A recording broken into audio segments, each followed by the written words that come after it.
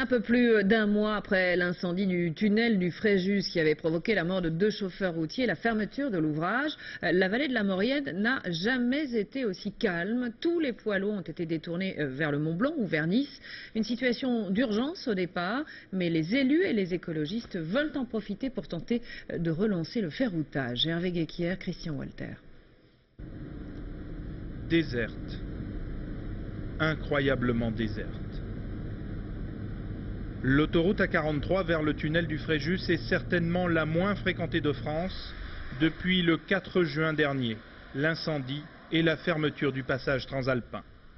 L'écologiste Philippe Delhomme n'en croit d'ailleurs pas ses yeux, mais reste lucide.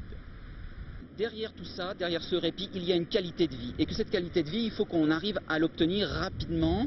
Dans les 10 ans à venir, je crois qu'il faudrait qu'on diminue drastiquement le nombre de poids lourds et qu'on mette un quota dans chaque vallée alpine. Ce n'est pas seulement un problème de la vallée de la Maurienne, c'est un problème de toutes les vallées alpines, des Pyrénées, des Vosges, donc de toutes les vallées de montagne qui sont engorgées de camions et de pollution. Le Fréjus fermé, c'est plus de 3000 poids lourds par jour, détournés vers Nice ou le tunnel du Mont-Blanc. Aux dernières nouvelles, le Fréjus devrait rouvrir plus tôt que prévu, fin août prochain. Dans le cas du tunnel du Fréjus, nous avions déjà tiré les enseignements de l'incendie de mars 99 du tunnel du Mont-Blanc. De nouveaux équipements avaient déjà été mis en place. Il s'agit là simplement de les remplacer, de les remettre en état. Localement, dans la région de Modane, les camions empruntent le col du Mont-Cenis. La vieille nationale 6, une forte pente, la montagne, la vraie, 2000 mètres d'altitude. Ça nous change de prendre le col par rapport au tunnel au point de vue temps. Et puis bon, dans un autre sens aussi, notre patron il économise des sous sur le prix du tunnel. Mais bon, comme ça, on change un peu de paysage.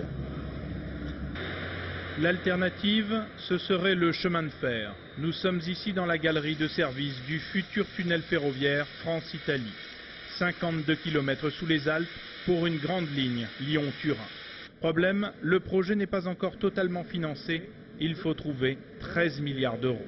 Si nous ne réalisons pas cet ouvrage, nous prenons le risque demain d'un phénomène de thrombose dans le massif alpin et je dirais aussi d'une révolte profonde des populations qui n'en peuvent plus aujourd'hui d'un trafic routier qui n'a fait que s'accroître et dont les risques sont chaque jour plus importants. Mais l'autoroute ferroviaire sera mise en service au plus tôt, en 2020. D'ici là, les vallées de Chamonix et de Maurienne verront encore passer des millions de camions.